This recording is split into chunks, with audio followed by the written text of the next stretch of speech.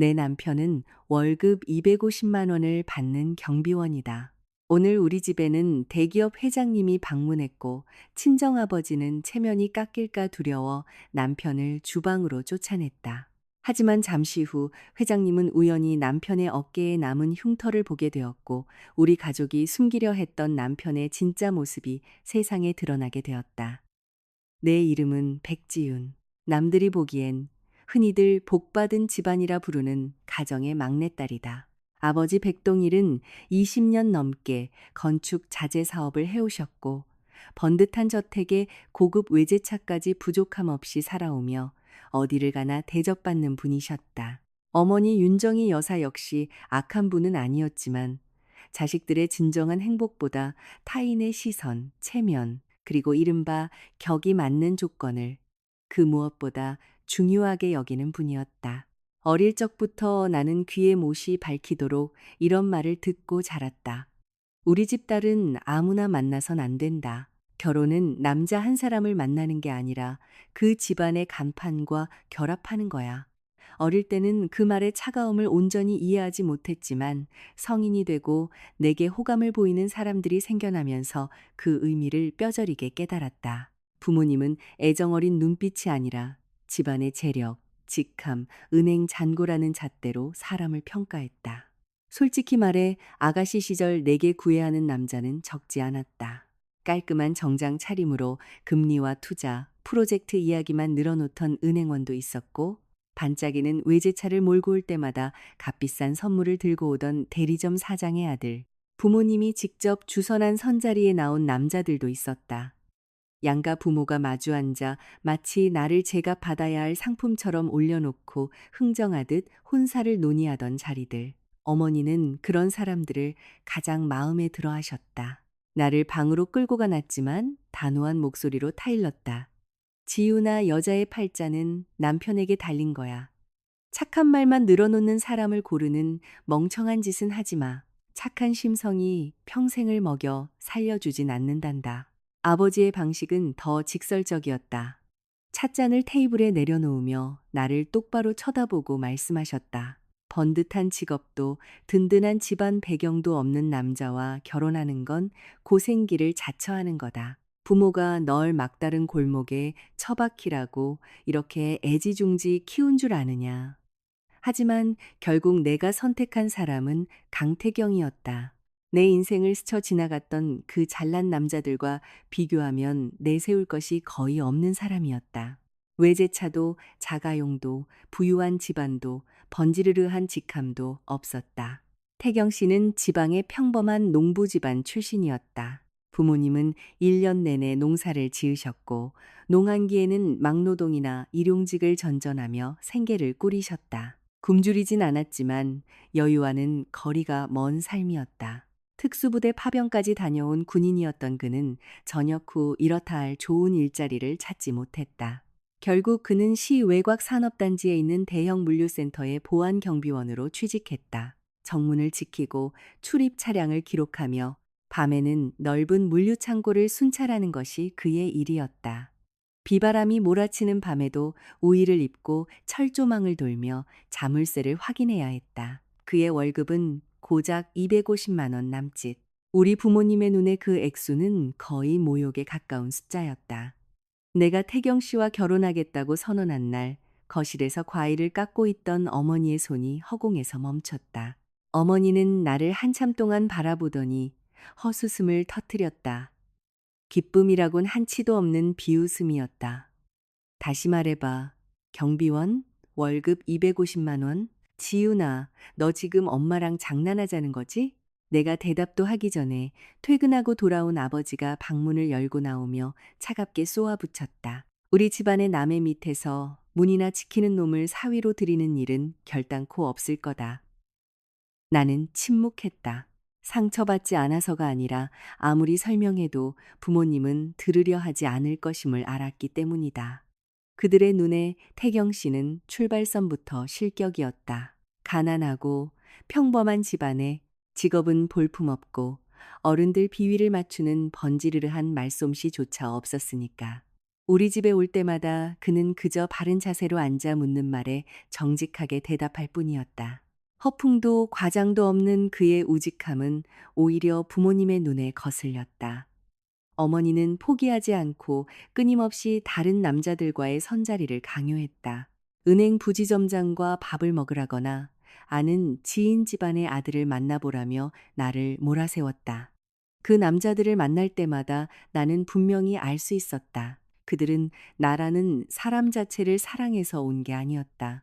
내 외모, 우리 집안의 배경, 그리고 순조로운 결혼 뒤에 우리 부모님이 가져다 줄 이득을 좋아할 뿐이었다. 그들 앞에 앉아 있으면 나는 마치 저울 위에 올려진 물건이 된 기분이었고 마음은 한없이 차가워졌다. 하지만 태경 씨는 달랐다. 그는 내게 평생 호강시켜 주겠다는 헛된 약속을 하지 않았다. 그가 한 말은 이것뿐이었다. 제가 가진 게 없어서 지훈 씨에게 미안합니다. 하지만 당신을 절대 외롭게 두진 않겠습니다.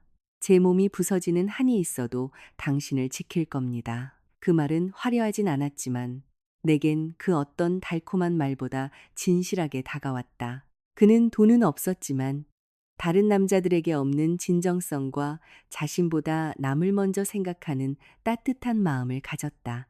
내가 태경 씨를 선택하기로 확고히 마음먹은 날, 우리 집은 발칵 뒤집혔다. 아버지는 저녁 식사를 엎어버렸고, 어머니는 방에서 오열했으며, 친오빠인 승우는 내게 직격탄을 날렸다. 너 스스로 네 가치를 깎아내리는 거야, 지윤아. 나중에 집안 망신시키고 억울하다고 질질 짜지 마. 그 모든 비난을 듣고 기억하며 가슴이 찢어질 듯 아팠다. 하지만 그때 내 마음속엔 단 하나의 분명한 생각이 있었다. 부모님의 체면을 세워주기 위해 나를 진심으로 사랑하지도 않는 남자와 매일 밤을 함께 해야 한다면 그 삶은 아무리 화려해도 생지옥일 뿐이라고. 나는 내가 상처받을 것을 감수하면서까지 그가 가난해서 선택한 것이 아니었다. 계산적인 사람들 사이에서 나를 집안의 배경이 아닌 오직 사랑받아야 할 한 명의 여자로 바라봐준 유일한 사람이었기 때문이다. 그때는 부모님도 시간이 지나면 우리 부부의 진심을 알아주실 거라 순진하게 믿었다. 하지만 그것은 크나큰 착각이었다. 나의 선택은 태경 씨가 내 가족들에게 밑바닥까지 경멸당하는 길고 고통스러운 세월의 서막일 뿐이었다. 지금 돌이켜보면 많은 이들이 내게 물을지도 모른다. 그가 아무리 착하고 다정해도 어떻게 온 가족의 극심한 반대를 무릅쓸 용기를 냈냐고. 하지만 나와 태경 씨 사이에는 지금도 떠올리면 누군가 심장을 강하게 쥐어짜는 듯한 아찔한 사건이 하나 있었다. 우리가 한창 연애를 하던 연말에 어느 비 오는 밤이었다. 나는 동창들과의 모임이 끝난 후였고 태경 씨는 밤길이 위험하다며 나를 데리러 왔다. 손목이 다해진 낡은 외투를 입고 처마 밑에 낡은 스쿠터를 세워둔 채 나를 기다리던 그는 나를 보자마자 환하게 웃었다. 비가 이렇게 오는데 혼자 가려고 했어? 타, 내가 데려다 줄게. 그 평범한 한마디. 나를 위해 차가운 비바람을 맞으며 30분 넘게 기다려준 그 모습에 내 마음은 더없이 따뜻해졌다. 빗줄기는 점점 굵어졌고 거센 바람이 가로수를 뒤흔들었다. 무릉덩이가 고인 도로 위로 자동차 불빛들이 어지럽게 번졌다. 그는 스쿠터를 아주 천천히 몰며 몇 분마다 내게 춥지 않냐고 물었다.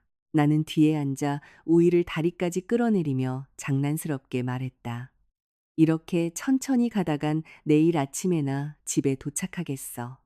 그는 그저 사람 좋게 웃었다. 조금 늦더라도 평생을 후회하는 것보단 낫잖아. 그때는 몰랐다.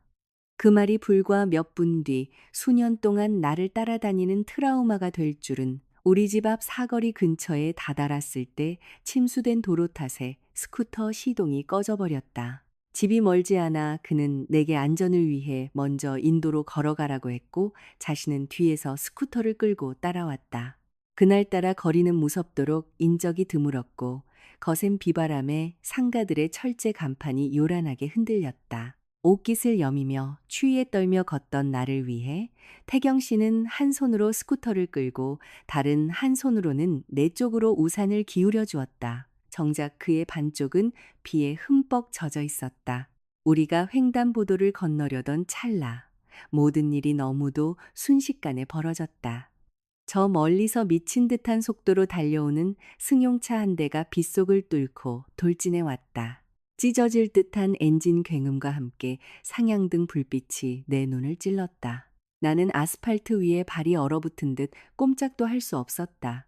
머릿속이 하얗게 비어버린 찰나 태경 씨의 절규가 들렸다. 지우나 피해.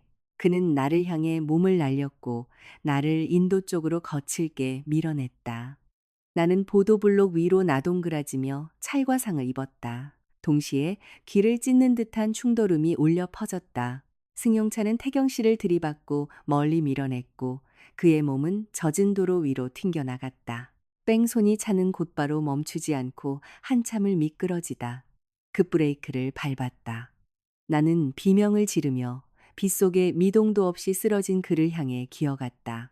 스쿠터는 한쪽으로 처박혀 있었고 그의 어깨와 등에서 흘러나온 붉은 피가 빗물과 섞여 도로를 적시고 있었다. 내가 어떻게 몸을 일으켰는지 기억나지 않는다. 그저 목이 터져라 그의 이름을 불렀던 기억뿐이다. 태경 씨, 내 말 들려? 제발 눈 좀 떠봐. 나 무섭단 말이야.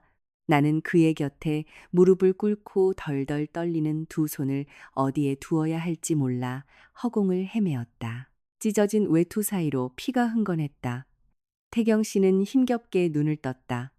창백해진 입술로 그는 내게 자신이 무사한지 묻지 않았다. 그가 내뱉은 첫 마디는 비수처럼 내 심장을 찔렀다. 너 다친 데는 없어? 길바닥에 쓰러진 것도 피를 흘리는 것도 차에 치인 것도 그였는데 그는 오직 내 걱정뿐이었다. 나는 소리내어 울지도 못한 채 그의 손을 꽉 쥐고 고개만 저었다. 근처 상인들이 달려나와 구급차를 불렀고 뺑소니 차를 쫓는 사람도 있었다. 나는 그 밤 차디찬 응급실 바닥에 흠뻑 젖은 채 주저앉아 오직 한 가지만을 생각했다. 그가 나를 밀쳐내지 않았다면 저 수술실에 누워있는 건 나였을 것이다. 그는 한 달 넘게 입원해야 했다. 어깨와 등 쪽에 상처가 깊었고 쇄골에 큰 손상을 입었다. 극심한 고통에 이를 악물고 식은땀을 흘리는 날이 허다했다. 나는 매일 병원에서 그를 간호하며 건장했던 그가 간호사의 부축을 받아야만 간신히 일어나는 모습을 볼 때마다 억장이 무너졌다. 내가 울 때마다 그는 옅은 미소를 지으며 달랬다. 울보 다 됐네. 나 여기 버젓이 살아있잖아. 다 나 때문이야. 그날 나 데리러 오지만 않았어도 내 자책에 그는 단호히 말을 잘랐다. 그런 소리 마. 그 순간으로 다시 돌아간다고 해도 난 똑같이 널 밀어냈을 거야. 부모님도 이 사실을 알게 되었다. 그들은 병문안을 왔지만 태도는 여전히 냉랭했다. 어머니는 과일 바구니를 테이블에 내려놓으며 한숨을 쉬었다. 은혜는 우리 집안이 평생 갚겠지만 결혼은 완전히 다른 문제야. 신중히 생각해라. 아버지는 나를 복도로 따로 불러내 놨게 속삭였다. 그놈이 널 구한 건 안다. 하지만 고마운 건 고마운 거고 남편감으로는 아니야. 인생을 빚 갚는 심정으로 살 순 없다. 그 말을 듣는 순간 피가 차갑게 식는 기분이었다. 부모님이 나를 걱정한다는 건 알았지만 급이 오는 밤 이후 태경 씨는 내게 단순한 은인이 아니었다. 그는 자신의 목숨을 던져 내 생명을 지켜준 사람이었다. 태경 씨는 입원 기간 내내 내게 책임지라거나 목숨을 구해준 것을 빌미로 무언가를 요구한 적이 단 한 번도 없었다. 그저 부모님 걱정하시니 집에 가서 쉬라며 나를 배려할 뿐이었다. 그 침묵이, 그 배려가 나를 더 그에게서 벗어날 수 없게 만들었다. 그동안 나에게 꽃과 선물, 화려한 언변으로 사랑을 속삭이던 남자들은 많았다. 하지만 생사의 갈림길에서 단 1초의 망설임 없이 온몸을 던져 사랑을 증명한 사람은 오직 강태경뿐이었다. 그날부터 나는 다짐했다. 평생을 함께할 단 한 사람을 선택해야 한다면 오직 이 남자뿐이라고. 빚을 갚기 위해서가 아니라 죽음의 문턱에서 그 사람의 가장 눈부신 밑바닥을 보았기 때문이었다. 가난하고 보잘것없는 경비원일지라도 외제차를 끌고 와 번지르르한 말만 늘어놓는 그 어떤 남자들보다 1000배, 10,000배는 더 가치 있는 사람이었다. 나는 올바른 길이라 믿고 이 결혼을 강행했다. 앞으로의 나날이 결코 순탄치 않을 것을 알았지만 부모님께 태경 씨와 결혼하겠다고 선언하던 그날 밤을 지금도 또렷이 기억한다. 저녁 식사가 막 끝났을 때였다. 어머니는 식탁을 치우고 계셨고 아버지는 거실에서 경제 뉴스를 보고 계셨다.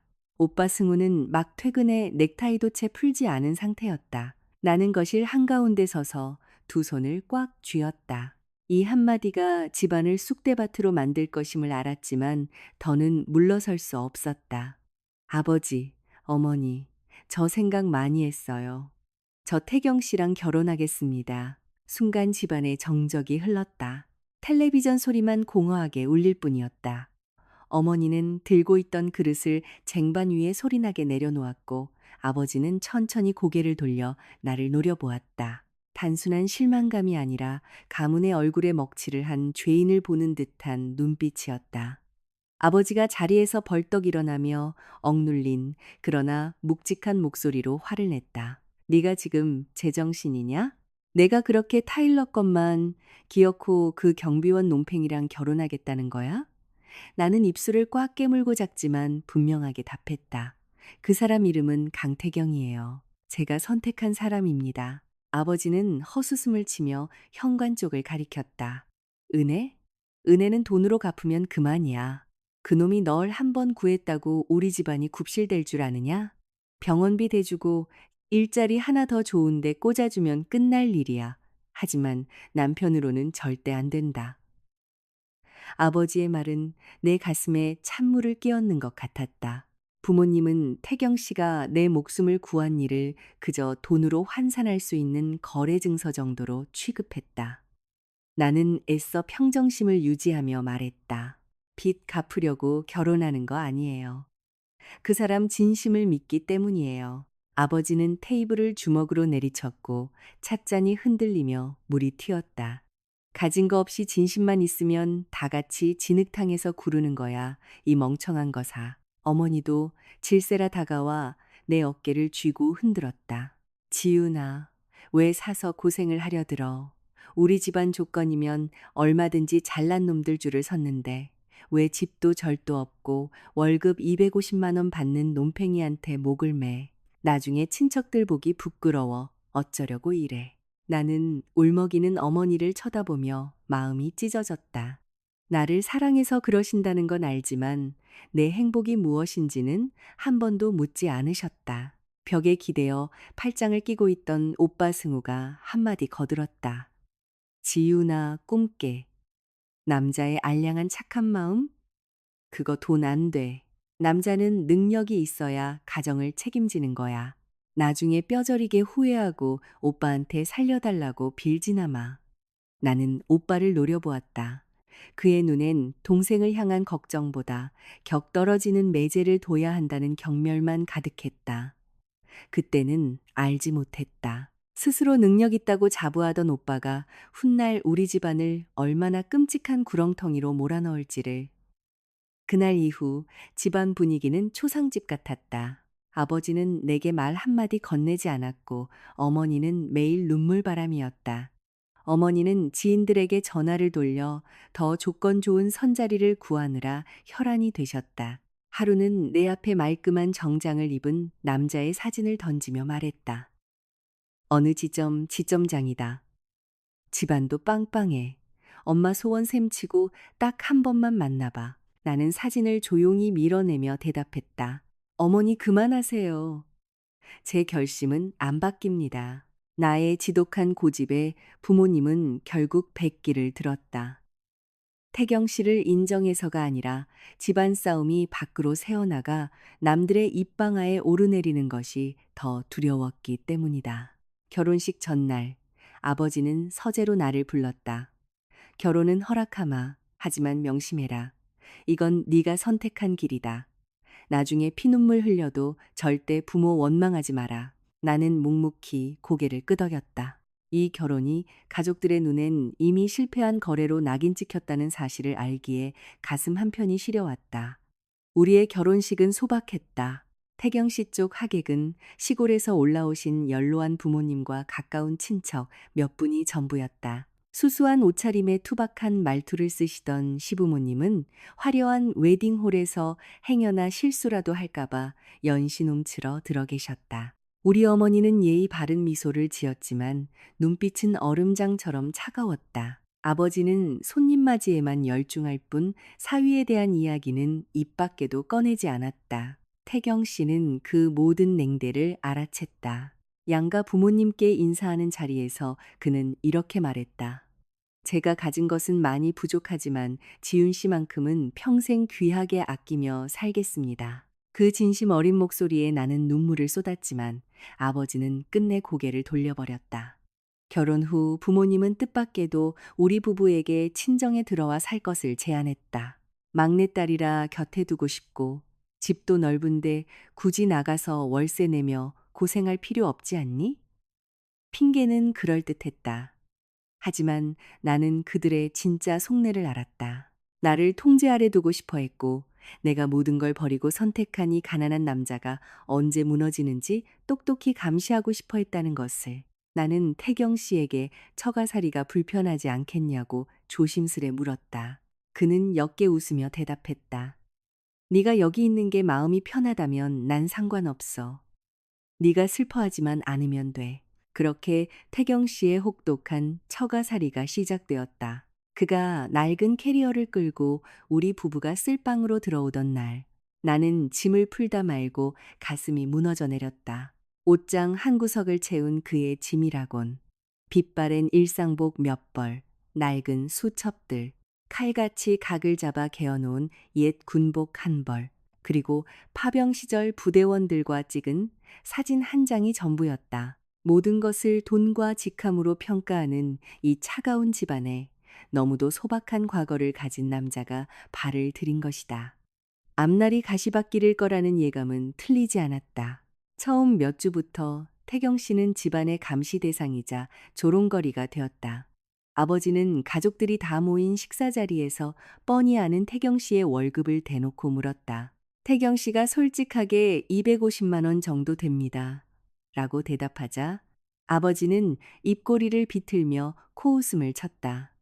250만 원? 요즘 세상에 지한 몸 건사하기도 벅찬 푼돈으로 처자식을 어찌 먹여 살리겠다는 건지. 어머니 역시 태경 씨가 경비복을 입고 출퇴근할 때마다 긴 한숨을 쉬었다. 우리 딸을 어떻게 가르쳤는데 결국 경비복 입은 남편 뒷바라지나 하고 살다니. 태경 씨는 단 한 번도 대들지 않았다. 정해진 시간에 출근하고 예의 바르게 인사했으며 내가 따로 관리하라고 신신당부해도 기어코 자기 월급을 전부 내게 맡겼다. 어느 달엔가 야간 순찰과 초과 근무로 수당을 더 받은 날, 그는 어머니를 위해 홍삼 세트를 사왔다. 어머니는 그걸 받으면서도 가시 돋친 말을 뱉었다. 월급도 쥐꼬리만 한데 뭘 이런 걸 사와. 다음부턴 돈 아껴. 태경 씨의 눈동자가 잠시 흔들렸지만 그는 이내 미소를 지었다. 어머니께서 요즘 무릎이 안 좋으시다길래 사왔습니다. 챙겨 드세요. 우리 집안 사람들에게 그의 노력은 가치 없는 일이었다. 고장난 콘센트를 고쳐놓으면 그까지 자빌은 사람 부르면 될 것을이라며 깎아내렸고 비바람을 맞으며 밤샘 근무를 하고 오면 문이나 지키는 하찮은 일이라 폄하했다. 집안의 꾸준히 일을 도맡아 해도 그저 처가살이하는 남자가 당연히 해야 할 하인들의 일처럼 여겼다. 가족들의 입에서 태경아라는 이름은 사라지고 우리 집에서 얹혀 사는 250만 원짜리 경비원이라는 암묵적인 멸시만이 남았다. 나는 시간이 지나면 부모님도 그의 진면목을 봐주실 거라 굳게 믿었지만 그것은 착각이었다. 어떤 사람들은 눈이 멀어서가 아니라 그저 진실을 보지 않기로 작정할 뿐이라는 것을 뼈저리게 깨달았다. 사랑만으로 결혼을 지켜낼 수 없음을 이 집안의 공기처럼 스며든 은근한 멸시와 매일매일 싸워야 한다는 것을 알아갔다. 태경 씨의 4년간의 처가살이, 겉보기엔 처가 건물에서 월세 걱정 없이 밥술이나 얻어먹고 사는 편한 팔자처럼 보일지도 모른다. 하지만 당사자들만이 아는 지옥이 있었다. 밥을 굶는 육체적 고통이 아니라 매 순간 사람의 자존감을 갉아먹는 눈빛과 말투들. 태경 씨는 항상 집에서 가장 일찍 일어나는 사람이었다. 야간 교대 근무를 마치고 눈이 벌겋게 충혈된 채 땀냄새 밴 경비복 차림으로 돌아온 아침. 물 한 모금 마시기도 전에 어머니는 주방에서 소리쳤다. 강서방, 들어오는 길에 저기 뒷뜰에 있는 쌀가마니 좀 창고로 옮겨놔. 그는 묵묵히 고개를 끄덕이고 다시 밖으로 나갔다. 내가 놀라 뛰어나와 좀 쉬라고 말렸지만 그는 희미하게 웃었다. 괜찮아. 금방 하고 자면 돼. 하지만 나는 알았다. 그 괜찮아라는 말이 너무 많이 반복되어 이젠 스스로 지쳤다는 사실조차 부정하고 있다는 것을. 집안의 온갖 자빌과 힘쓰는 일은 모두 태경 씨의 몫이었다. 전구가 나가도 태경 씨, 싱크대가 막혀도 태경 씨 아버지가 거실에 있는 육중한 화분의 위치를 바꾸고 싶을 때도 태경 씨를 불렀다. 한 번은 아버지가 마당에 놓을 무거운 대리석 테이블을 주문하셨다. 배달원이 마당 한가운데 테이블을 내려놓자 아버지는 태경 씨를 턱짓으로 가리켰다. 강서방, 저거 저쪽 구석으로 옮겨라. 젊은 놈이 놔두고 늙은 아비가 땀 뺄까? 전날 밤 비를 맞으며 창고를 순찰하느라 삭신이 쑤셨을 텐데도 태경 씨는 배달원과 함께 기꺼이 테이블을 들어 올렸다. 핏줄이 터질 듯 붉어진 그의 얼굴을 보며 나는 너무 화가 나서 숨을 쉴 수 없었다. 더 비참한 것은 필요할 때는 부려먹으면서 정작 집에 손님이 올 때면 그를 철저히 숨겨야 할 수치로 여겼다는 점이다. 아버지의 사업 파트너들이 찾아온 어느 날, 막 퇴근한 태경 씨가 현관에 들어서자마자 아버지는 입술을 꽉 깨물고 속삭이듯 말했다. 자네는 빨리 방으로 올라가. 밑에서 손님 대접할 테니 나오지 말고. 말은 쉬어라였지만 어조는 그 어떤 욕설보다 모욕적이었다. 태경 씨는 흠칫 놀라더니 말없이 고개를 숙이고 2층으로 올라갔다. 어머니는 그가 벗어둔 경비복 외투를 재빨리 낚아채 세탁실 구석으로 쑤셔 넣으며 중얼거렸다. 저런 흉물스러운 옷을 걸어두면 남들이 볼까 끔찍해. 나는 눈물이 핑 돌아 태경 씨의 팔을 붙잡았지만 그는 오히려 내 손을 쓰다듬으며 달랬다. 괜찮아. 지윤아. 나 때문에 분위기 망치지 마. 그 배려가 나를 더 미치게 만들었다. 자존심이 갈기갈기 찢긴 남자가 행여나 아내가 곤란해할까봐 숨죽여 웃는 모습이라니. 당신 안 비참해? 언젠가 내가 울먹이며 묻자 그는 창밖을 한참 응시하다 입을 열었다. 비참하지 않다면 거짓말이겠지. 하지만 널 곁에 두기로 결심한 이상 견뎌야 할 일은 견뎌야지. 나는 그를 끌어안고 펑펑 울었다. 아버지의 무시는 밥상머리에서도 끊이지 않았다. 가족 식사 중 사업이나 주식, 투자 이야기가 나올 때면 아버지는 벌레를 보듯 태경 씨를 쳐다보며 혀를 찼다. 내가 상가리 모델링 비용에 대해 의견을 내며 태경 씨가 전선 노후화 문제를 지적했다고 말하자 아버지는 숟가락을 탁 내려놓았다. 큰 사업은 큰 물에서 노는 사람들이나 아는 거다. 월급 250 받는 놈이 억 단위 돈이 오가는 일에 감놔라 배놔라 할 처지는 아니지. 식탁엔 찬물이 끼얹어졌다. 태경 씨의 표정이 굳어졌지만 그는 그저 조용히 밥알만 씹을 뿐 반박하지 않았다. 어머니의 독설도 만만치 않았다. 누군가 사위가 무슨 일을 하느냐고 물으면 어머니는 억지로 입꼬리를 올리며 둘러댔다. 물류센터 보안 담당자예요. 말은 번지르르 해도 결국 수이지 뭐. 나와 둘이 있을 때면 한숨을 쉬며 가슴을 쳤다. 여자는 밖에서 떵떵거리는 남편을 둬야 어깨에 힘이 들어가는 법인데 쯧쯧. 하지만 그 중에서도 가장 최악은 오빠 승우였다. 승우는 굴지의 대기업 대진그룹의 영업기획팀장으로 일하며 항상 자신감에 차 있었다. 칼주름 잡힌 셔츠, 명품 시계, 고급 세단의 키를 항상 식탁 위에 보란 듯이 올려놓았다. 승우는 퇴근할 때마다 부모님께 이번에 따낸 계약이나 상사에게 받은 칭찬을 떠벌렸다. 그러고는 꼭 태경 씨를 힐끗 보며 비아냥거렸다. 우리 매제는 무슨 소린지 하나도 못 알아듣겠네. 경비실에 앉아 있으면 이런 다이나믹한 세상 돌아가는 꼴을 알 턱이 있나. 하루는 승우가 새벽까지 술을 마시고 늦게 귀가하다. 집 앞 골목에서 차 타이어가 터진 적이 있었다. 그는 보험회사를 부르는 대신 집에서 자고 있던 태경 씨를 깨워 불러냈다. 곧 다음 교대 근무를 위해 출근해야 하는 태경 씨를 세워두고 승우는 팔짱을 낀 채 명령했다. 경비 일 하다 보면 이런 자빌은 도가 텄을 거 아냐. 스페어 타이어 좀 갈아 끼워줘. 태경 씨는 군말 없이 흙바닥에 무릎을 꿇고 타이어를 교체했다. 다 끝난 후 승우는 고맙다는 말 대신 그의 어깨를 툭툭 치며 비웃었다. 거봐, 사람마다 다 쓸모가 있는 거야. 큰일 하는 사람은 계약을 따고 밑바닥 구르는 사람은 타이어를 갈고 사회가 다 그렇게 굴러가는 거지. 나는 그 이야기를 전해 듣고 온몸을 파르르 떨었다. 오빠를 찾아가 소리쳤다. 오빠가 뭔데 태경 씨를 그렇게 짓밟아? 아무리 잘나도 남의 직업 비하할 자격은 없어. 하지만 돌아오는 건 현실을 직시해라. 사랑에 눈이 멀어 헛소리 한다는 조롱뿐이었다. 태경 씨는 아무에게도 하소연하지 않았다. 비가 오거나 흐린 날 밤이면 툇마루에 앉아 자신의 왼쪽 어깨에 남은 커다란 흉터를 말없이 쓸어내리곤 했다. 무감각해 보여도 속으로는 골마가고 있다는 걸 나는 알았다. 우리 그냥 분가할까? 내가 조심스레 묻자 그는 나를 부드럽게 바라보며 말했다. 나는 어디든 괜찮아. 하지만 네가 부모님과 등질 준비가 안 됐다면 억지로 나가진 말자. 난 견딜 수 있어. 그 말을 듣고 쏟아지는 눈물을 주체할 수 없었다.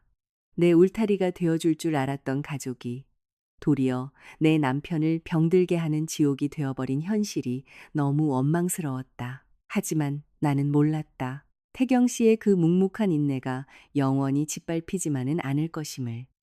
그리고 그의 진가를 알아보게 될 사람이 다름 아닌 우리 가족이 그토록 목매어 기다리던 최고의 VIP 손님이라는 사실을. 파국의 조짐은 금요일 저녁 식탁에서 시작되었다. 그날따라 승호 오빠는 일찍 퇴근해 푸른색 서류철을 들고 흥분한 얼굴로 집안을 뛰쳐들어왔다. 가방을 소파에 내던지며 상기된 목소리로 외쳤다. 아버지, 어머니, 내일 저녁 준비 좀 끝내주게 해주세요. 대진그룹 하회장님께서 직접 우리 집에서 저녁을 드시겠답니다. 순간 식탁의 시간이 멈춘 듯 했다. 국을 푸던 어머니의 손이 멈춰 섰고 아버지의 눈이 커다랗게 다 커졌다. 하 회장님? 대진그룹 하명수 회장님 말씀이냐? 오빠는 의기양양하게 고개를 끄덕였다. 네. 이번 남부권 물류센터 대규모 프로젝트 건으로 제가 직접 브리핑할 기회를 얻었는데 회장님께서 가족들 얼굴도 볼 겸 편하게 집에서 식사하자고 하셨어요. 우리 부모님에게 대진그룹파 회장이라는 이름은 마치 황금 동아줄과도 같았다. 물류, 운송, 수출입을 쥐락펴락하는 거대 기업의 총수. 오빠가 하 회장의 눈에 든다면 승우의 앞길은 탄탄대로 이미 분명했다. 아버지는 흥분으로 목소리가 떨렸다. 이런 기회는 평생 한 번 올까 말까다. 회사 회의실보다 이런 사적인 자리가 훨씬 더 중요한 법이야. 어머니는 당장 자리에서 일어나 집안을 스캔하기 시작했다. 응접실 카펫부터 당장 고급으로 바꿔. 크리스탈 찻잔 세트 꺼내놓고 센터피스는 제일 비싼 서양난으로 장식해. 흠잡힐 구석을 조금이라도 남겨선 안 돼. 대그룹 회장님을 모시는 건데 가문의 품격을 보여드려야지. 가문의 품격. 어머니가 그 단어를 내뱉을 때 나는 반사적으로 묵묵히 밥을 먹고 있는 태경 씨를 바라보았다. 그는 이 소란이 자신과는 무관한 일인 양 조용했다. 하지만 그날 밤부터 나는 오빠의 행동에서 이상한 낌새를 눈치채기 시작했다. 평소 같으면 태경 씨를 깎아내리며 자기 자랑을 늘어놓을 오빠가 이번만큼은 눈에 띄게 초조하고 예민하게 굴었다. 어머니가 식사 자리에 누구를 앉힐지 묻자 오빠는 단호하게 선을 그었다. 인원수는 최소한으로 해요. 아버지, 어머니, 저, 그리고 지윤이까지만요. 내가 발끈하며 물었다. 태경 씨는 왜 빼놓는데? 물을 마시던 오빠의 손이 멈칫했다. 찰나였지만 흔들리는 눈빛을 나는 분명히 보았다. 매제는 어차피 야간 교대 근무 겹치지 않나? 그리고 이런 중요한 비즈니스 자리에 매제가 낄 자리는 아니지. 나는 어이가 없어 따졌다. 가족 식사라며. 태경 씨도 엄연한 우리 가족이야. 숨길 이유가 없어. 오빠는 나를 벌레 보듯 쳐다보며 비아냥거렸다. 지윤아, 철 좀 들어라. 하 회장님 같은 분들은 밥상머리 앉은 사람들 수준만 봐도 집안 견적 다 뽑아내는 분이야. 거기다 대고 매제 직업이 월급 250만 원짜리 경비원이라고 소개할래? 내 앞길 망칠 일 있어? 어머니도 재빨리 맞장구를 쳤다. 내 오빠 말이 100번 옳다. 엄마가 강서방 무시해서가 아니라 다 급이라는 게 있는 거야. 말 한마디 잘못했다가 회장님 심기라도 거스르면 어쩔래? 아버지도 고개를 끄덕였다. 대사를 앞두고는 사사로운 감정은 버려야 한다. 강서방은 내일 빠지는 게 맞아. 나는 세 사람을 쳐다보며 몸서리를 쳤다. 태경 씨는 아무 잘못도 하지 않았건만 그들은 이미 그를 집안의 걸림돌로 취급하며 치워버리기로 작정한 것이다. 그날 밤 출근 준비를 하던 태경 씨를 마당에서 불러 세우는 오빠의 목소리가 들렸다. 주방 창문 틈으로 그들의 대화가 새어 들어왔다. 내일 회장님 오시니까 눈치껏 대타 뛰어서 야간 근무로 돌려. 내가 아는 보안업체 소장 통해서 자리 알아봐 줄 테니. 태경 씨가 무덤덤하게 답했다. 내일은 비번입니다. 오빠가 콧방귀를 꼈다. 비번이면 특근을 잡으면 되잖아. 250만 원 받으면서 찬밥 더운 밥 가릴 때야? 잠시 침묵하던 태경 씨가 말했다. 정 불편하시다면 지윤이 도와서 주방에 머물겠습니다. 밖으로 나가지 않을 테니 걱정 마십시오. 오빠의 목소리가 낮게 가라앉았다. 형이 충고하는데 낄대 안 낄대 구분 좀 해라. 내 말 무슨 뜻인지 알지? 내가 참지 못하고 마당으로 뛰쳐나가 소리쳤다. 오빠, 지금 태경 씨 등 떠미는 거야? 오빠는 당황한 기색을 숨기며 억지 웃음을 지었다. 걱정해서 하는 말 가지고 예민하게 굴긴. 하지만 나는 오빠의 눈에서 단순한 체면치레 이상의 심각한 불안감을 엿보았다. 마치 태경 씨와 하 회장님이 한 공간에 있는 것 자체를 결사적으로 막으려는 듯한 태도. 그 의심은 다음 날 아침 확신으로 바뀌었다. 어머니가 무심코 태경 씨에게 군 복무 시절 이야기를 묻자 오빠가 과민하게 반응하며 말을 끊었다. 쓸데없이 옛날 군대 이야기는 왜 꺼내요? 회장님들 그런 고리타분한 무용담 딱 질색하십니다. 오빠는 그날따라 유독 태경 씨의 과거 이야기가 나오는 것을 극도로 경계했다. 오후 늦게 우연히 베란다에서 통화하는 오빠의 목소리를 들었다. 네, 말씀드렸듯 오늘 저녁은 사적인 가족 모임이니 과거 감사팀 조사나 내부 문서 이야기는 일절입에 올리지 마십시오. 네, 상관없는 일은 덮어두는 게 낫죠. 나를 발견한 오빠는 화들짝 놀라며 전화를 끊었다. 무슨 문서 이야기야? 내가 묻자 오빠는 시선을 피하며 더듬거렸다. 어, 어, 회사 실무 이야기야. 넌 몰라도 돼. 그 순간 등골이 서늘해졌다. 그 번지르르한 자신감 뒤에 오빠가 필사적으로 숨기려 하는 무언가가 있었다. 그것이 태경 씨를 필사적으로 식사 자리에서 치워버리려는 이유와 맞닿아 있다는 직감이 뇌리를 스쳤다. 하지만 그때까지도 나는 오빠가 그토록 두려워하는 진실이 우리 가족을 산산조각 낼 폭탄일 줄은 상상조차 하지 못했다. 하 회장님의 방문 당일, 우리 집은 일은 아침부터 초비상 사태였다. 오후 3시가 되자 어머니는 응접실을 분주히 오가며 가구에 먼지를 닦고 쿠션의 각도를 맞추며 신경질적으로 지시를 내렸다. 중앙 테이블 위에는 수십만 원을 호가하는 화려한 서양란이 놓여 있었다. 명심해라, 대그룹 총수님이셔. 우리 집안의 교양과 재력을 보여드려야 해. 아버지는 중요한 행사에만 꺼내 입는 남색 맞춤 정장을 차려입고 거울 앞에서 넥타이를 고쳐매며 오빠를 단속했다. 승우야, 오늘 물류센터 프로젝트 브리핑 완벽해야 한다. 기회는 두 번 오지 않아. 오빠는 연신 서류철의 가장자리를 만지작거리며 입술을 깨물고 있었다. 자신감 넘치던 평소와 달리 묘하게 굳은 표정이었다. 그때 야간 근무를 마친 태경 씨가 낡은 스쿠터를 몰고 현관에 들어섰다. 흙먼지와 땀방울이 밴 경비복 차림에 충혈된 눈이 그의 피로를 말해주고 있었다. 내가 다가가시라고 말하려는 찰나 어머니의 날카로운 목소리가 날아들었다. 마침 잘 왔네. 저기 뒤뜰에 있는 무거운 접이식 테이블 좀 주방 구석으로 빼놔. 회장님 차 들어오실 텐데 마당에 먼지 날리지 않게 물 청소도 좀 싹 해놓고. 나는 폭발할 것 같았다. 밤새 일하고 온 사람한테 쉴 틈도 안 줘요? 하지만 어머니는 나를 흘겨보며 타박했다. 건장한 남자가 저런 일 좀 돕는 게 대수냐? 오늘 우리 집 운명이 걸린 날이야. 태경 씨는 내 손을 가볍게 쥐며 고개를 저었다. 괜찮아, 지윤아. 금방 하고 쉴게. 그는 소매를 걷어붙이고 육중한 테이블을 묵묵히 주방으로 옮겼다.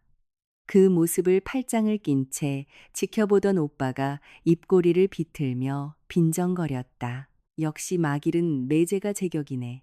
괜히 어줍잖게 양복 입고 아는 척하는 것보다 자기 분수에 맞게 뒤에서 몸쓰는 게 낫지. 나는 손에 들고 있던 행주를 바닥에 집어던지고 오빠에게 다가갔다. 내 남편이야. 이 집 하인이 아니라고. 왜 자꾸 사람을 바닥으로 끌어내리지 못해? 안달이야? 오빠는 코웃음을 쳤다. 끌어내려? 난 그저 제자리를 찾아준 것뿐이야. 지훈아, 네 남편 사랑하는 건 알겠는데 눈치가 좀 있어라. 수백억짜리 프로젝트가 오가는 자리에 물정 모르는 경비원이 껴앉으면 분위기 어찌 될지 몰라?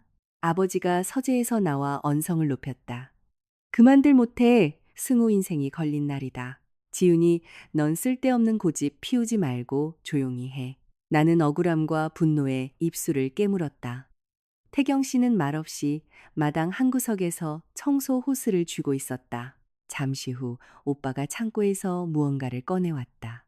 아주 오래전 집수리를 할 때 인부들이 두고 간 얼룩덜룩한 작업복이었다. 오빠는 그것을 태경 씨 앞에 툭 던지며 말했다. 어차피 주방에서 일 도울 거면 이거 입고 해. 행여나 회장님이 누구냐고 물으면 집안 수리하는 일꾼이라고 둘러대기 편하니까. 어머니는 작업복이 너무 낡아 보일까봐 걱정하는 눈치였지만 태경 씨가 정장에 섞여 앉는 것보다는 낫다고 판단한 듯 침묵했다. 저런 낡은 옷을 아예 주방 밑구석에 숨어 있으라고 하지 그래. 내 비명 같은 외침에도 태경 씨는 내 어깨를 감싸 안으며 나지막이 말했다. 지훈아, 나 정말 괜찮아. 오늘만큼은 부모님과 싸우지 마. 주방에서 조용히 거들고 있을게. 그는 내가 아침에 미리 다림질해둔 새하얀 셔츠 대신 눈에 띄지 않는 어두운 남색 티셔츠로 갈아입었다. 마치 스스로의 존재를 이 집안에서 가장 어두운 그림자 속에 숨기려는 듯했다. 그 처연한 배려가 내 가슴을 찢어 놓았다. 오빠는 손목시계를 수십 번 확인하며 초조하게 대문을 서성였다.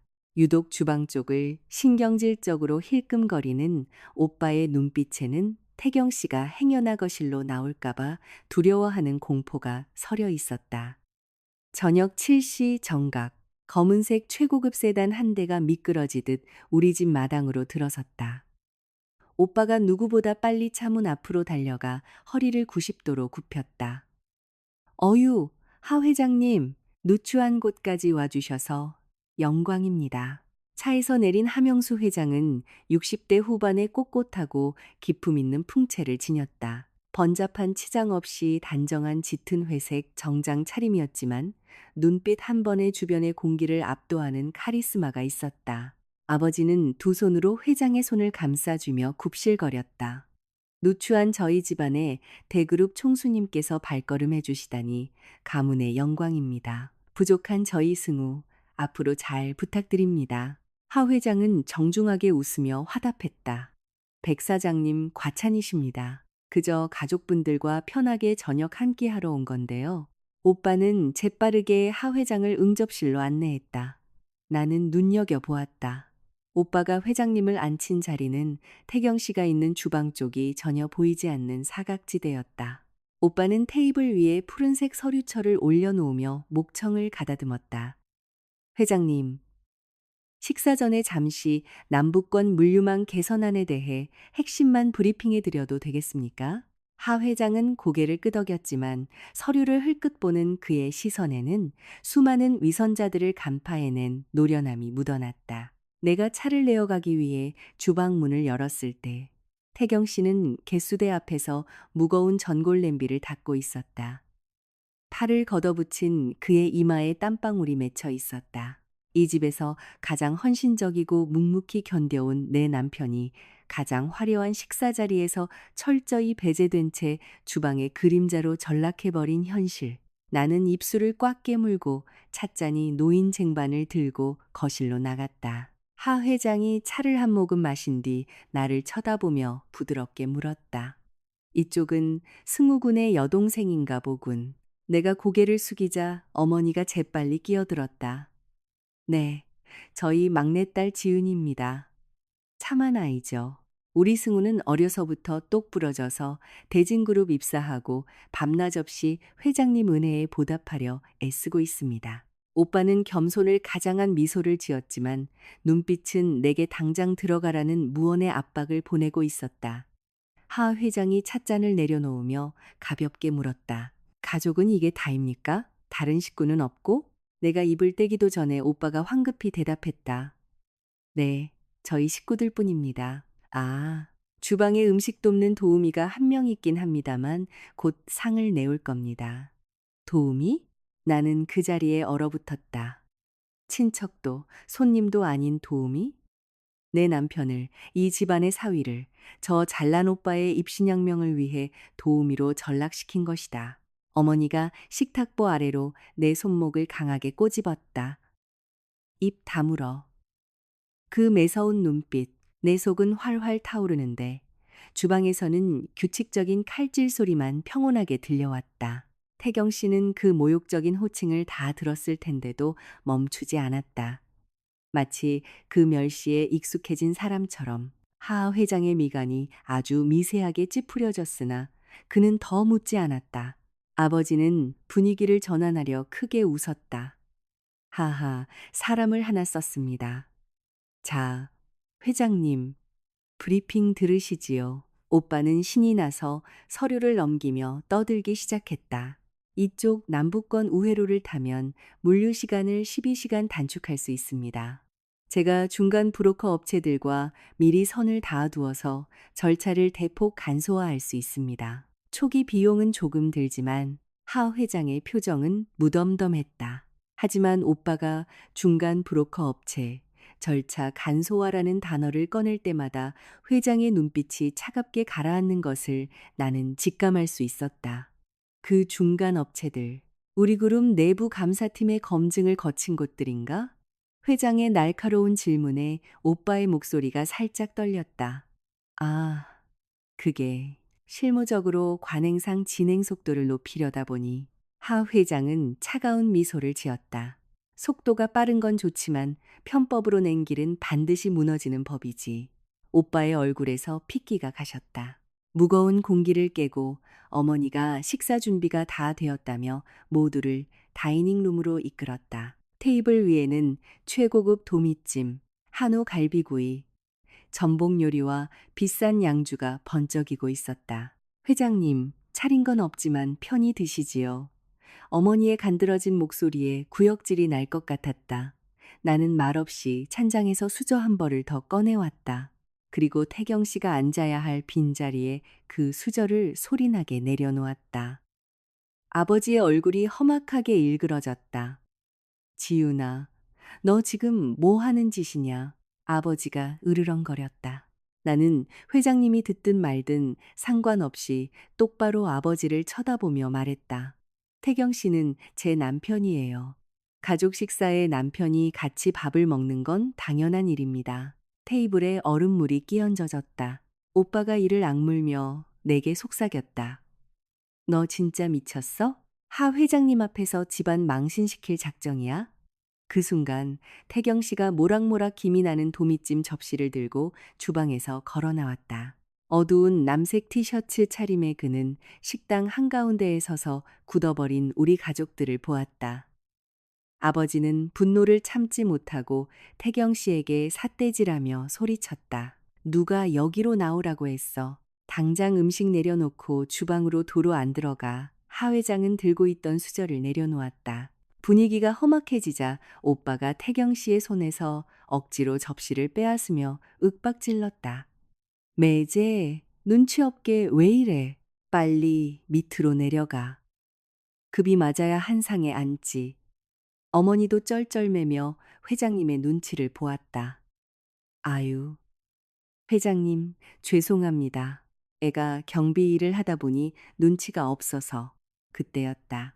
4년간 이 집안에서 온갖 모욕을 당하면서도 단 한 번도 화를 내지 않던 태경 씨가 입을 열었다. 그의 목소리는 낮았지만 그 어떤 천둥 소리보다 무겁고 단호하게 다이닝 룸을 울렸다. 제가 주방으로 가는 건 괜찮습니다. 하지만 장인어른 제 직업을 부끄러워하거나 모욕하지는 마십시오. 비바람 맞으며 밖에서 문을 지키는 사람이 없으면 따뜻한 집안에 있는 사람들도 결코 평안하게 두 다리 뻗고 잘 수 없는 법입니다. 그 말을 듣는 순간 나는 왈칵 눈물이 터졌다. 아버지는 입을 떡 벌렸고 오빠는 어이가 없다는 듯 실소를 터뜨렸다. 이 자식이 끝까지 입을 나불대네. 빨리 치워버려. 하지만 그 순간 기이한 파차름이 들렸다. 하 회장이 쥐고 있던 유리잔이 테이블 위에 거칠게 부딪힌 소리였다. 회장님은 방금 전 태경 씨의 목소리를 듣고 마치 벼락이라도 맞은 사람처럼 굳어 있었다. 그의 시선은 태경 씨의 얼굴을 지나 태경 씨가 접시를 내려놓기 위해 팔을 뻗으면서 살짝 드러난 어깨 쪽으로 향했다. 남색 티셔츠 깃 너머로 길고 흉측하게 뻗어 있는 커다란 흉터의 일부분, 일반적인 사고로는 알 수 없는 총상과 깊은 자상이 뒤섞인 참혹한 훈장. 하 회장의 숨소리가 거칠어졌다. 그는 의자를 박차고 일어섰다. 평소에 기품 있던 모습은 온데간데 없고 마치 유령을 본 듯 두 눈이 붉게 물들고 턱이 덜덜 떨리고 있었다. 자네, 자네 이름이 뭔가? 회장의 떨리는 목소리에 오빠가 황급히 앞을 가로막으며 웃었다. 아, 회장님 신경 쓰실 거 없습니다. 강태경이라고 그냥 월급쟁이 경비원. 비켜. 하 회장의 불호령이 집안을 쩌렁쩌렁 울렸다. 오빠는 기겁하며 뒤로 물러섰다. 회장은 테이블을 돌아 태경 씨 바로 앞까지 다가갔다. 그리고 믿을 수 없다는 듯 덜덜 떨리는 두 손으로 태경 씨의 양어깨를 꽉 부여잡았다. 그 흉터, 그 목소리. 자네 혹시 7년 전 해외 파병지 특수부대에서 복무했던 강태경 대원 맞는가? 시간이 멈춘 듯 했다. 아버지와 어머니는 멍하니 입을 벌렸고 오빠의 얼굴은 종이장처럼 하얗게 질렸다. 태경 씨는 하 회장을 알아본 듯 잠시 눈동자가 흔들렸지만 곧 시선을 피하며 고개를 숙였다. 사람을 잘못 보셨습니다. 저는 그저 평범한 경비원일 뿐입니다. 하지만 하 회장은 고개를 강하게 가로저으며 눈물을 뚝뚝 흘리기 시작했다. 내가 어떻게 잊어? 내가 잊을 수 있을 것 같나? 7년 전 중동 건설 현장 시찰을 갔을 때 우리 차량을 습격했던 무장 반군들. 총탄이 빗발치는 가운데 피투성이가 된 채 나를 지프차 밑으로 밀어넣고 대신 총을 맞았던 그 부대원. 내 목숨을 살려놓고 호련히 사라져버린 내 생명의 은인. 강태경, 자네 맞잖아. 하 회장의 외침이 다이닝룸을 강타했다. 나는 입을 틀어막았다. 심장이 미친 듯이 요동쳤다. 오빠는 비틀거리며 식탁 모서리를 잡았고 어머니는 다리에 힘이 풀려 주저앉았다. 아버지는 넋이 나간 표정으로 이 비현실적인 광경을 바라만 보았다. 대한민국 굴지의 대기업 하명수 회장이 우리 집안에서 벌레 취급받던 250만 원짜리 경비원 앞에서 무릎을 꿇으려 하고 있었다. 태경 씨가 급히 하 회장의 팔을 부축하며 만류했다. 회장님, 이러지 마십시오. 저는 그저 군인으로서 당연히 해야 할 임무를 수행했을 뿐입니다. 하 회장은 오열했다. 당연하다고? 자네는 어깨뼈가 박살나고 과다출혈로 죽다 살아났네. 내가 헬기로 자네를 후송시키고 정신을 차려보니 자네는 보상도 연락처도 남기지 않은 채 전역해버렸지.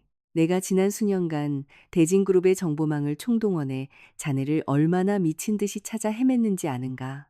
회장님, 태경 씨는 난처한 표정으로 나를 힐끗 보았다. 언제나 그렇듯 그는 자신의 안위보다 이 소란이 아내인 나를 힘들게 할까봐 걱정하는 기색이 역력했다. 그때 하 회장이 번뜩이는 눈빛으로 뒤로 물러서 있는 오빠 승우를 매섭게 쏘아보았다. 그 눈빛은 은인을 향한 따뜻함이 아니라 쥐새끼를 잡아낸 포식자의 살기였다. 백승우 팀장. 회장의 차가운 목소리에 오빠의 어깨가 움찔거렸다. 네, 회장님. 우리 그룹 내부 통신망과 감사팀 협조 공문. 3개월 전에 전 계열사 임원과 팀장급 이상에게 뿌려졌던 사람을 찾습니다라는 내부 비공개 수배 전단. 7년 전 파병지에서 오른쪽 어깨에 총상을 입은 강태경이라는 이름의 전역자를 찾는다는 그 공문. 자네도 분명 열람했지? 오빠의 동공이 지진을 일으켰다. 아, 그게 워낙 스팸 같은 공문이 많아서 저는 제대로 보지 못했습니다. 하 회장은 차갑게 코웃음을 쳤다. 보지 못해? 그룹 보안 서버 접속 기록에 자네가 그 문서를 3번이나 확인하고 다운로드까지 한 기록이 선명하게 남아있던데? 자네는 자네 매제가 내가 애타게 찾던 그 강태경이라는 걸 이미 알고 있었어. 보통 사람 같으면 은인인 매제를 내세워 내게 아부를 떨었겠지. 하지만 자네는 안 그랬어. 왜냐? 이 친구의 그 융통성 없는 올곧은 성격이 자네가 뒤로 꾸미고 있던 더러운 횡령 계획을 망쳐놓을까봐 두려웠던 거지. 그래서 오늘 이 자리에 이 친구가 나타나는 걸 그토록 필사적으로 막으려 했던 거 아닌가. 거짓말과 추악한 속내가 낱낱이 까발려진 순간이었다. 나는 등골이 오싹해졌다. 오빠는 태경 씨가 회장님의 은인이라는 사실을 미리 알고 있었다. 그런데도 그는 질투심과 자신의 입지가 흔들릴까 두려운 나머지 가족들에게 이 사실을 숨기고 태경 씨를 도우미로 둔갑시켜 주방에 처박아 둔 것이다. 어떻게 네가? 아버지가 부들부들 떨며 오빠를 가리켰다. 어머니도 경악을 금치 못했다. 오빠는 궁지에 몰리자 이성을 잃고 발악하기 시작했다. 그래요, 알았어요. 하지만 회장님, 생각해 보십시오. 아무리 옛날에 사람 하나 구했다고 한들 지금 매제는 고작 250만 원 받는 무식한 경비원일 뿐입니다. 이런 자식이 대진그룹의 은인으로 나타나면 뼈 빠지게 일해온 제 입장이 뭐가 됩니까? 저는 어떻게든 이 프로젝트를 성사시켜 우리 집안을 일으켜 세우려고. 집안을 일으켜 세워? 하 회장의 목소리가 얼음장처럼 차가워졌다. 그는 바깥에 대기하던 수행비서를 불렀다. 민 비서, 차에 있는 감사팀 파일 가져와. 잠시 후 민 비서가 묵직한 빨간색 서류철을 식탁 위에 올려놓았다. 회장은 서류철을 펼쳐 오빠 앞으로 밀어던졌다. 자네가 추진하려던 남북권 물류센터 개선안, 중간 브로커 업체를 끼워 넣어 비용을 부풀리고 서류상으로만 존재하는 유령 회사를 만들어 회사 돈 수십억을 빼돌리려던 횡령 및 배임 혐의 파일이다. 감사팀이 이미 한 달 전부터 자네의 뒤를 캐고 있었지. 아버지는 숨을 헐떡이며 비틀거렸고 어머니는 비명을 지르며 바닥에 엎드렸다. 오빠는 완전히 넋이 나가 서류만 멍하니 바라보았다. 이건 모함입니다. 제가 얼마나 완벽하게 서류를 꾸몄는데 누가, 도대체 누가 이런 헛소문을. 하 회장이 천천히 시선을 돌려 태경 씨를 바라보았다. 그 완벽한 횡령의 꼬리를 밟게 해준 결정적인 제보, 감사팀 추적 결과, 제보자가 우리 하청물류센터의 야간 경비원이라는 것까지만 밝혀졌었지. 아까 이 집 사위가 경비원으로 일한다는 말을 듣고 설마 했는데 그 제보가 누구한테서 나왔는지 다들 알겠나? 회장의 말에 식당 안의 모든 시선이 일제히 태경 씨에게 쏠렸다. 태경 씨는 주머니에서 작고 낡은 검은색 수첩 하나를 꺼내 테이블 위에 조용히 올려놓았다. 네, 제가 대진그룹 감사팀의 익명으로 제보했습니다. 제가 근무하는 평택물류센터 야간 순찰 일지입니다. 태경 씨가 덤덤하게 입을 열었다. 몇 달 전부터 심야 시간에 이상한 패턴이 보였습니다. 빈 컨테이너 트럭이 들어와 20분 만에 화물을 꽉 채웠다는 서류에 사인을 받고 나가더군요. 특수부대 시절 작전 차량의 배차와 기동 패턴을 분석하던 버릇이 있어서 그 차량들의 번호판과 실제 적재 시간, 출입 기록을 매일 밤이 수첩에 몰래 기록했습니다.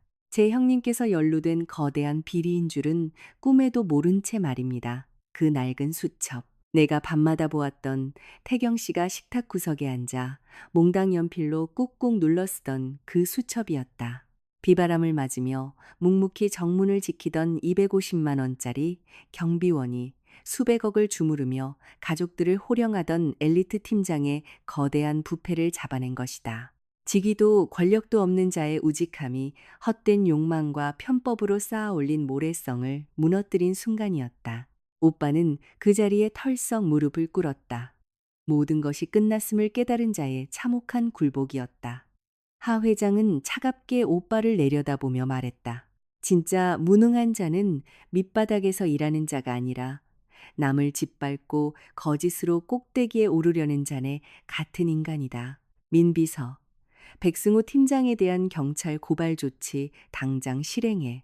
하 회장은 아버지를 돌아보며 예의 바르지만 싸늘하게 인사했다. 가족 식사는 이것으로 끝난 것 같군요. 백 사장님, 사위를 참 잘 두셨습니다만 아들 농사는 헛지으신 것 같습니다. 하 회장이 돌아간 후 화려한 음식들이 싸늘하게 식어가는 거실에는 무거운 침묵만이 남았다. 오빠는 얼굴을 감싸쥐고 오열하고 있었고 아버지와 어머니는 차마 고개를 들지 못했다. 아버지가 천천히 자리에서 일어나 태경 씨 앞으로 걸어왔다. 평생 남에게 고개를 숙여본 적 없는 꼿꼿한 그 아버지가 사위 앞에서 깊이 허리를 숙였다. 강서방, 아니, 태경아. 내가 이 늙은이가 눈이 멀었었다. 돈과 간판만 줬느라. 진짜 다이아몬드가 우리 집에 굴러들어온 줄도 모르고 그토록 짓밟았구나. 나를 용서해라. 내 아들놈의 죗값은 법의 심판을 받게 하겠다. 제발 이 못난 장인을 용서해다오. 어머니 역시 태경 씨의 바짓가랑이를 붙잡고 목 놓아 울었다. 태경아, 미안하다. 내가 미쳤었어. 널 그리 박대했는데 네가 우리 지훈이 목숨도 살려주고 이 못난 집안이 더 큰 죄를 짓기 전에 막아주었구나. 미안하다. 태경 씨는 아무 말 없이 아버지의 어깨를 부축해 일으켜 세웠다. 그리고 평소와 다름없는 담담하고 온화한 목소리로 말했다. 장인어른, 장모님, 사과하실 필요 없습니다. 다만 한 가지만 약속해 주십시오. 앞으로 이 집안에서 누군가의 직업이나 그들이 받는 월급의 액수로 사람의 가치를 함부로 짓밟는 일은 없었으면 좋겠습니다. 깨끗하게 땀 흘려 버는 돈이라면 250만 원을 받든 2억을 받든 부끄러운 것이 아니니까요. 그 말에 우리 부모님은 더 큰 소리로 오열했다. 나는 태경 씨의 넓은 등을 뒤에서 꽉 끌어안았다. 눈물이 하염없이 흘렀다. 이 바보같이 착하고 단단한 남자를 사랑한 나의 선택이 결코 틀리지 않았음에 대한 안도의 눈물이자 그동안 그가 겪었을 모멸감을 지켜보기만 했던 미안함의 눈물이었다. 며칠 뒤 오빠는 구속 수사를 받게 되었고 아버지는 충격으로 회사의 일선에서 물러나셨다. 하지만 우리 집안의 공기는 그 어느 때보다 맑아졌다. 부모님은 더 이상 사람의 가치를 돈으로 환산하지 않으셨다. 어머니는 태경 씨가 퇴근할 때마다 가장 먼저 뛰어나와 따뜻한 밥상을 차려주셨고, 아버지는 이웃들에게 자랑스럽게 말씀하시곤 했다. 우리 사위는 사람을 살리는 진짜 영웅입니다. 하 회장님은 태경 씨에게 대진그룹 본사의 그룹 보안 총괄 임원 자리를 제안하셨다. 태경 씨는 처음엔 정중히 거절했지만 회장님의 삼고초려와 단순한 은혜 갚기가 아니라 자네의 그 우직한 원칙이 우리 그룹에 필요하다는 진심 어린 설득에 결국 제안을 수락했다. 아침 일찍 말끔한 셔츠를 입고 출근하는 남편의 뒷모습을 보며 나는 미소 짓는다. 직함이 바뀌고 월급이 크게 올랐지만 그는 변한 것이 여전히 나를 먼저 챙기고 퇴근길에 붕어빵을 사오며 누구에게나 겸손하게 고개 숙여 인사하는 나의 든든한 태경 씨. 나는 이제 안다.